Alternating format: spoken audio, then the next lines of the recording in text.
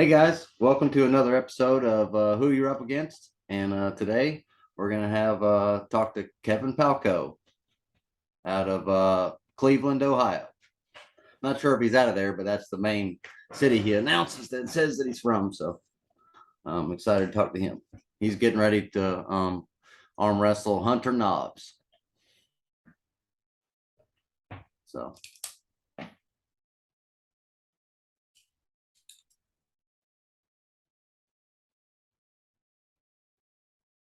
Yeah, and so I'm excited about it. Things have been going good. I've been in the talks and works with some other guys. Also, one of them being Bodan Stoika from Arm Wars, and he really made a statement in his debut there, and so I'm super excited about that. And so I'm just talking to Kevin here on Messenger. I have the screen.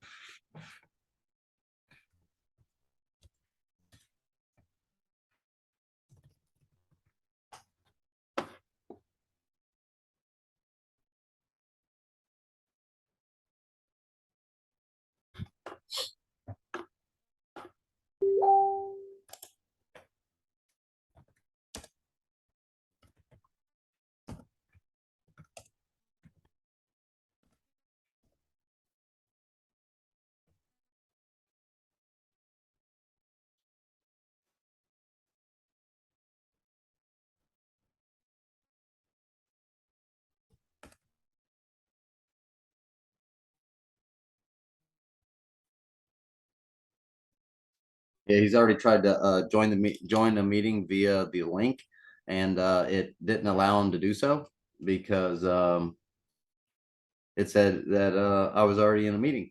But we knew that, and we wanted Kevin to join in. So sometimes technology is just so smart, but yet so dumb at the same time.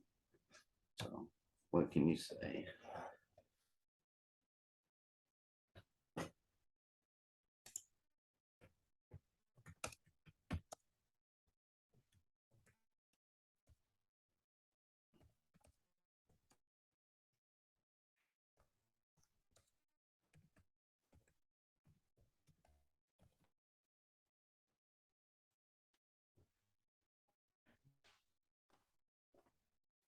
There we go. What's up, Derek? How are you, man? Can you hear me okay? Yep, I hear you. All right. Yep. Everything sounds pretty good. Appreciate you coming on. No problem. Talking for a little bit.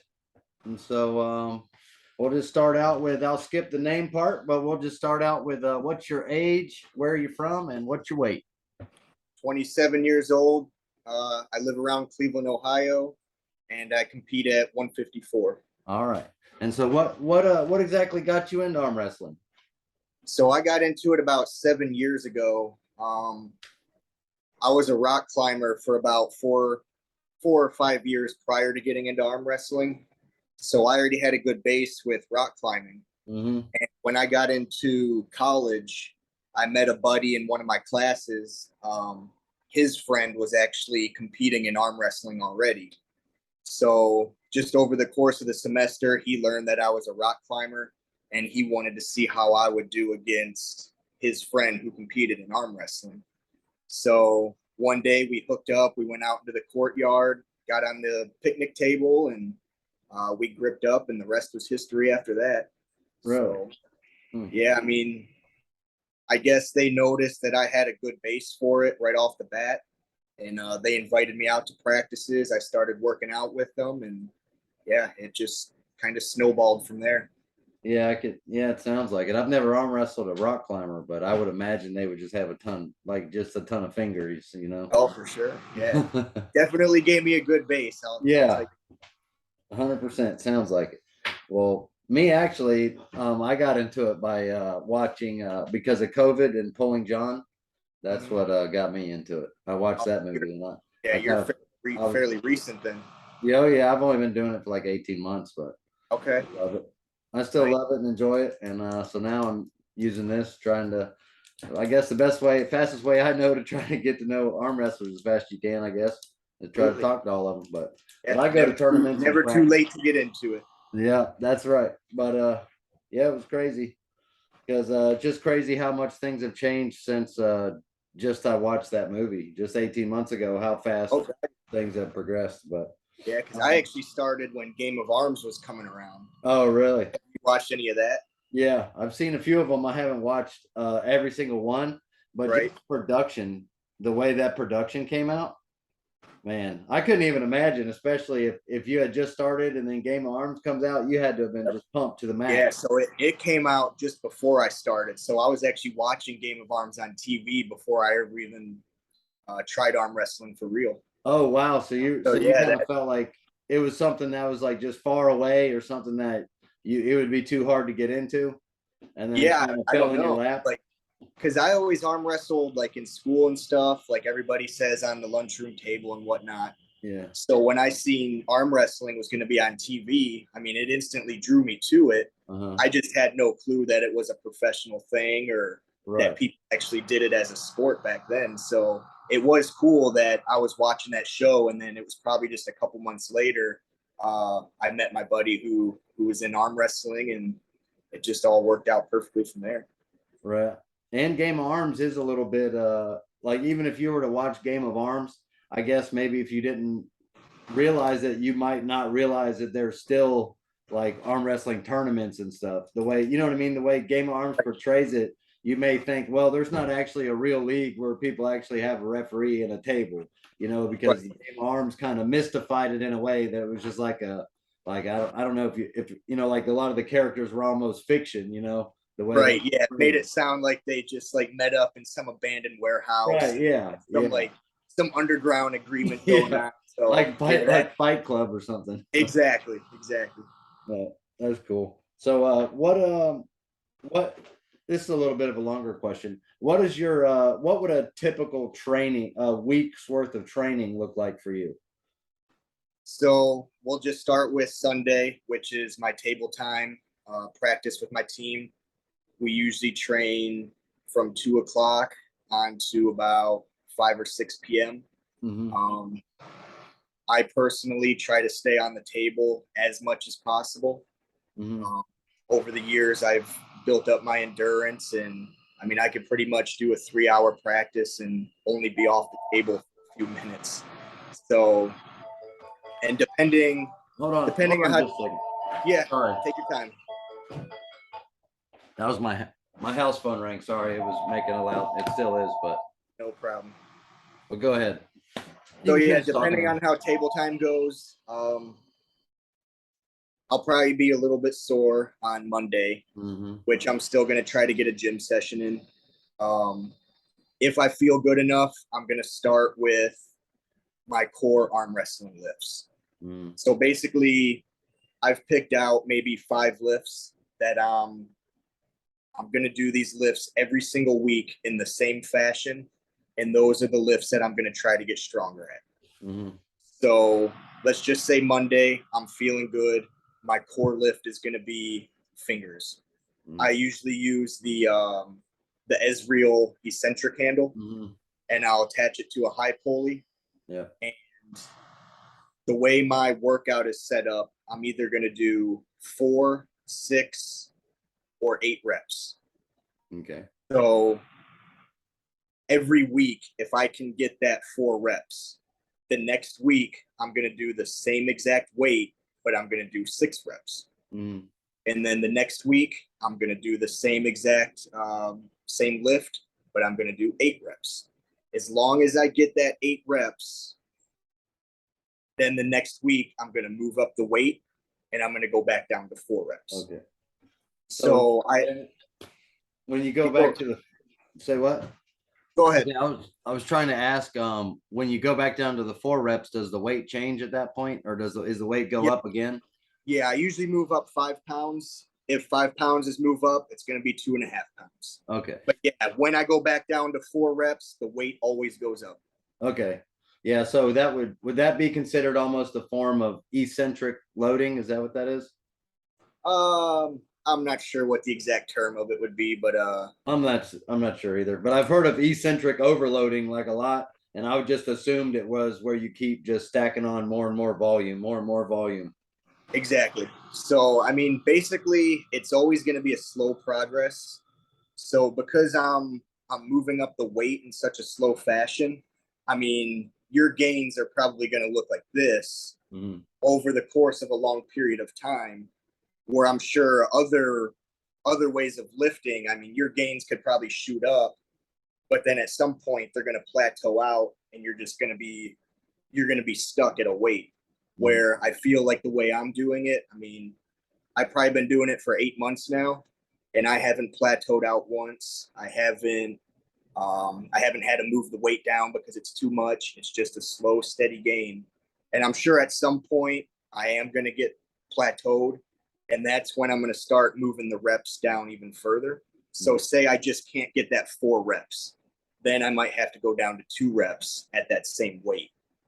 So, yeah, and I do that with all 5 of my core lifts. So say Monday would be fingers, like I said. Tuesday would be back pressure. Wednesday would be side pressure. Thursday would be pronation, and say Friday would be cupping. So once I'm finished with those core lifts, the rest of my workout is just auxiliary work. So I'm gonna dig into my bag. I'm gonna find one of my arm wrestling handles, and I'm just gonna do endurance work, blood flow, um, basically just regular bodybuilding exercises, stuff like that. Okay. Well, good. I appreciate you, explaining all that out. And I also know that you have a YouTube channel, so I'll put the link in the description and all that. And All right. I follow you. I've been a subscriber for a while, and so I've watched several of your workouts and actually got some really good ideas out of it. So I definitely recommend everybody go and watch those. Especially like a lot of your hand workouts you had. You had one where you have this part connected to the pulley, and that part like on the it's on the the bar of the arm wrestling table, Yeah, there's yeah, all those type of things. Yeah, I saw a lot of those and thought they were clever, and yeah. yeah, Well, I definitely. And appreciate you so watching. yeah, oh yeah, yeah, I'm always out there looking for knowledge. I'm trying to be a sponge. Absolutely. I was the same way when I first started. So, Yeah. And so backing up a little bit, you had just talked about table practice. yep. Um what are if I were to just walk up on a Cleveland, Ohio, one of your table practices, what are a lot of things I'll probably see on a regular basis? Would you say you guys do a lot of ready goes? Do you guys pull in the strap a lot, or So, first off, we probably get 6 to 15 people, depending on how many people show up that day. Um, I would say most of our polling is slow polling. Um, we have a lot of new guys, and slow polling is probably the safer way to start them out. Once guys get more experienced, then we can do more fast starts or ready goes. So I know when I show up to practice, I know the guys who I can get in there with. Hey, let's do a ready go. Let's work on some starts. Mhm. If it's a newer guy, I might just say, hey, let's go slow, work on your technique. Um, like people always say, senior guy holds, newer guy works. That's pretty much what we follow at Cleveland Arm Wrestling as well. Yeah. Well, yeah, there's nothing wrong with that. We something that we we don't want to we don't ego pull at practice either. We're Yep. and so what we try to just use the easy rule of just stay between 10 and 2, like of a Right. clock. Absolutely. And so Yeah. like if you've like got them in a spot, just come back up to neutral and give your wrist back, and then try to go again a little bit. Yep. Yeah. The majority of that match should be at 10 and 2. Hmm. And then once you feel either you're getting an advantage or somebody else is getting an advantage, Hmm. just go back to that center table and start working from there again. Yeah. Yeah, we do a ton of that. And something I've noticed is that if the match ever goes to a little bit of a long match, it seems like hardly any of our guys are gassing out, I'm not Right. saying we're all like endurance monsters or anything, but if you're just grabbing and just pinning really quick in practice and you don't really have all that time under tension, then what are you getting out of it? Exactly. Besides And besides that just goes pulling the both arm. ways though, because me being a slow puller for going on 7 years now, Uh-huh. my biggest flaw in tournaments is the ready go and people who have the speed on me. Uh-huh. Generally, if I can stop a match, I feel like I can work my way back into it, Uh-huh. and endurance is going to end up prevailing. But I mean, it's a two-way street because some people are just those explosive monsters, and then other people are just endurance monsters where if they stop the match, you're not going to beat them. Right. Yeah, that is something else I've noticed about arm wrestling, and it's all a balance. You can even get that way in the weight room too. Like if you did nothing but isometric holds all the time, then Yep. your movements would get kind of choppy, but you would probably have like a hell of a stick. But Right. Yeah, and I kind of think that's where rock climbing almost gave me a disadvantage too, because a rock climbing session could be 3, 4, 5 hours long sometimes, uh-huh, and it's just an endurance thing the whole time. I mean, uh-huh, very rarely are you making an explosive movement. So I think that kind of carried over to how I arm wrestled, and okay. yeah, I mean I'm working on fixing that still to this day. So Well, hey, it seems like you're doing pretty good. I hear you're pulling Hunter Knobs coming up. yeah, that's At gonna what be weight is that at? 154. Is he? Okay. Yep, I just didn't realize. I had always heard about him because I think he's from South Carolina, I believe. I believe so. And I'm from North Carolina. And so like anytime, anybody's ever talking about, oh, well, who's the best of what weight class? He's been in the best in South Carolina for Right. quite a while. So Yeah, this is gonna be like the typical who's your best northern guy versus who's your best southern guy. So yeah. a lot of people, I don't know if they're counting me out or what, but like I was telling them, I'm not traveling 8 hours away to lose. So No. I mean, I want to represent the North, and I want to go down there and kick some butt. So Yeah. Hey, I don't see that. One thing I have to say is that ever since I've kind of seen you pop up like on the internet and I was watching, you don't shy away from putting your arm on the table. It seems like you've been right.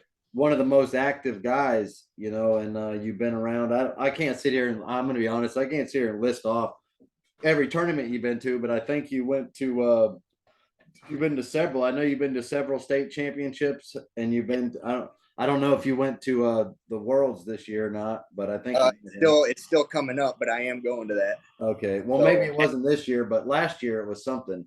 In yeah, I went to Orlando. Worlds last year. Okay, last year. Not I Yep. didn't mean to say this year, but I Yep. thought you had went because I thought I remember you taking a picture with the blue shirt that Yep. they had the uniform. Well then, Yeah, heck I yeah. think What just was that? since 2022 started, the past 7 months, I think I've done 8 tournaments. Yeah. See, So so you're yeah, not. that's pretty active, I think. Oh yeah, super active, and you're not one. You're not somebody that just says, "Oh, well, there wasn't nothing close," or I didn't have nothing within an Right. hour or whatnot. Exactly. If you want to get better, you got to be willing to put yourself out there. Yeah, that's the only way to get better is to go to the bigger and better tournaments. And since we're talking about, I guess, competing, what is your advice, or how long did you wait before you decided to go try and compete? Like for a brand new arm wrestler, what would you say? So this might not be the best way of doing it, but I started almost immediately. I didn't even have any practices, maybe 1 or 2 practices, and my buddies were already like, "Hey, do a tournament," because we Whoa. showed up. It was a local Ohio tournament, Uh-huh. and we just showed up to watch some of the super matches, and I had no ambition of pulling that day, but yeah, they talked me into it and Yeah. You got can only into it. watch the other boys play so much. And you're like, I Exactly. want to get in Yeah, I there. think it was my first tournament ever, and I ended up getting third place in the amateur division. Oh So yeah. Yeah. Hey, that's good. That's good for sure. yeah. It'll definitely make you hooked, won't it? When you Oh, do for something like sure. that, and you go home with like your little medal. Right. And that's what I tell guys all the time. They're so scared to go to tournaments. I'm like, dude, just go. I mean, what's the worst that's gonna happen? You're gonna lose maybe. I'm like, join the amateur division. There's gonna be other people in the class that are similar to you. They're just getting started or they're fairly new.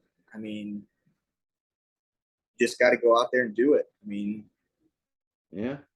I know people have the fear of losing, or I don't know what it is. They're afraid of getting hurt, but I mean, eventually you're going to have to get in there and do it. So Yeah, but sounds like you definitely chose the trial by fire road. You're like, absolutely. I'm not waiting. I'm not, you didn't wait to try to get stronger or anything. You're just like, you went for it. But that's good though. That's the best way to do it. Yeah. But, Yeah. but there is a fair amount. I will admit that I will say for anybody who's never, or hasn't competed yet, there is a fair amount of, nerves, I guess, involved depending on how many people are there. But if it's a decent sized crowd and they're only running one table, even if they're running two, it still can be a little bit nerve wracking your first time. But what you're gonna realize is that nobody was watching you, man. You go up there and take a loss, and nobody's following you around. Like, oh yeah, Yep. that's that guy lost on table two. Because at every single match there's a winner and a loser, and so. But sometimes when you get all in your headspace, you kind of feel like the whole room's staring at you and all this other stuff. But in all honesty, they won't remember your name, not unless Right. you won. Exactly. So, Yeah. I mean, I still get nervous to this day. Every tournament I go to, every uh, super match, I mean, still nervous. yeah, So it's not going to go away. nope. All right. Let's see.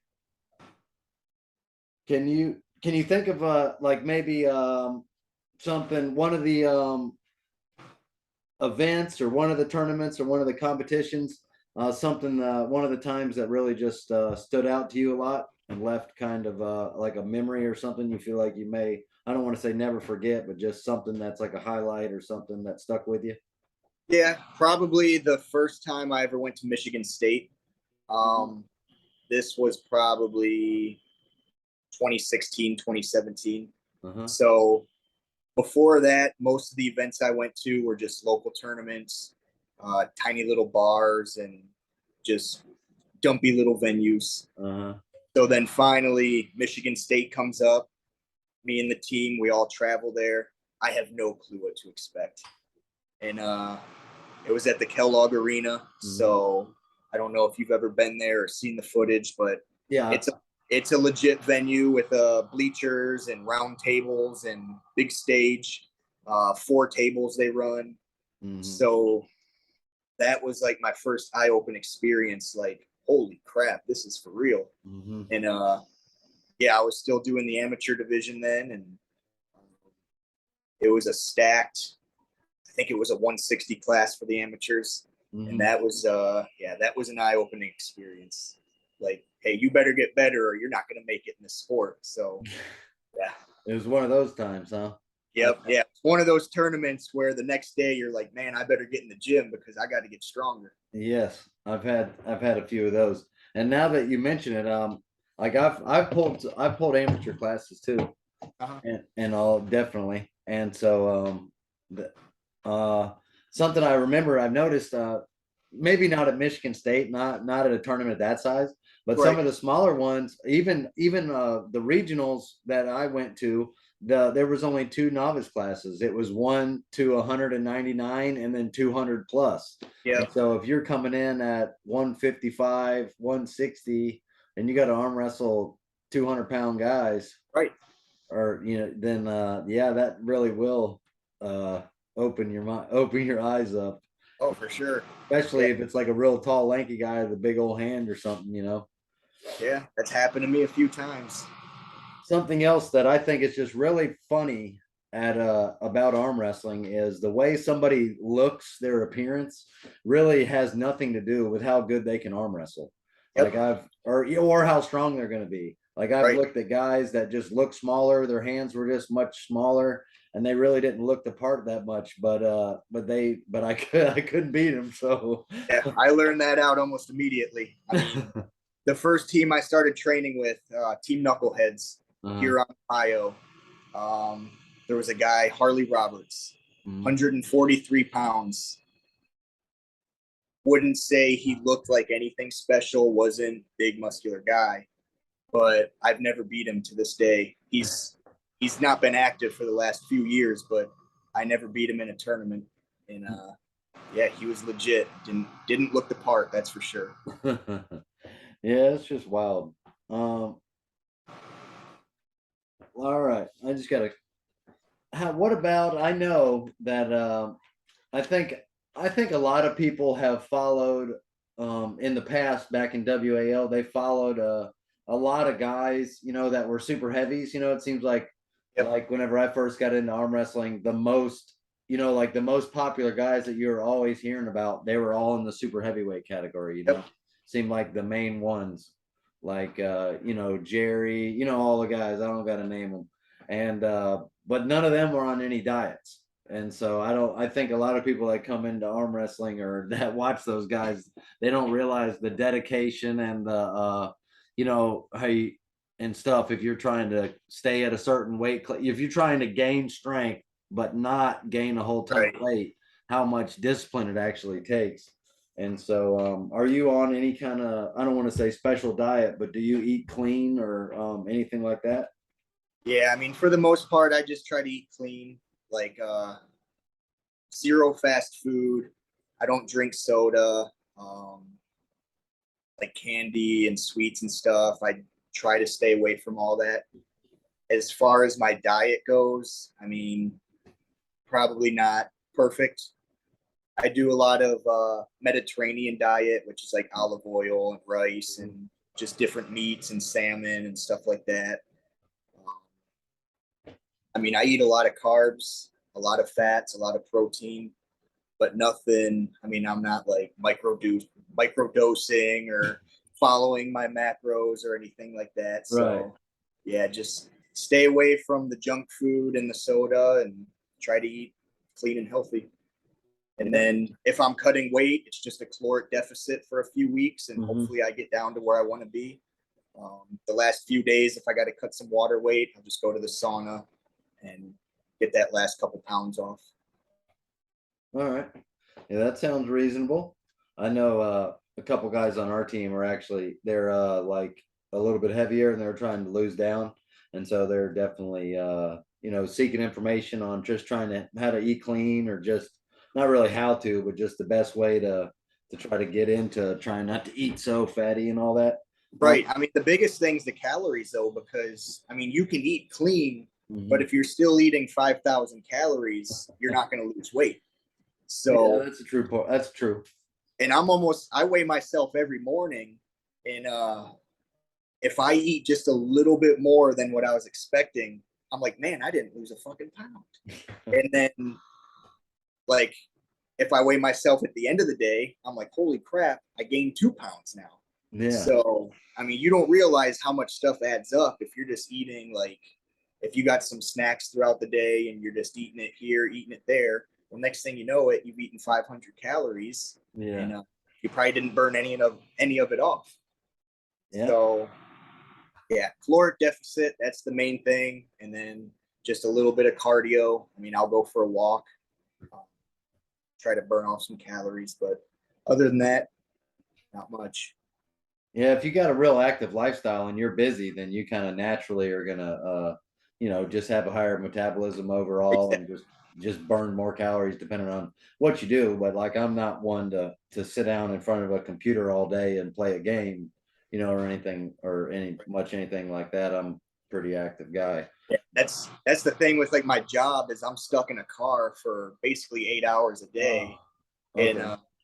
I mean I get out and kind of move around as much as I can, but when I get off of work, it's I got to get to the gym or I got to go for a walk. I got to Yeah. get the blood again because yeah, sitting in a car for 8 hours a day, it's not very good for anything. Yeah. Is that what you do? A lot of driving? Yeah, well, I'm a police officer, Oh, so shoot. I didn't know that. Okay. as long as I'm not going on calls and stuff, I'm pretty much just patrolling, sitting in my car. That's actually really funny you would say you mentioned that actually because well the guy that got me arm wrestling that I actually arm wrestled with for the first time. I'll tell this story just because it's funny, but the I downloaded arm bet after I watched Pulling John, Right. and because after I found out about that, and I was like, well, I wonder if there's anybody around, and sure enough, the guy answered. His name was Harrison Combs, and he invited me out to the gym where he had his arm wrestling table. And so I pull up and I'm following the address, and I pull up and I'm like, man. And it turned out to be the police, at the Fayetteville police training headquarters, Oh, really? like their big gym was and everything. And I was Nice. just kind of like, I don't know if I want to go in here. No, he I turned don't out got to a be warrant, do I? huh? You What? didn't have a warrant, right? Yeah, no, yeah. No, not really.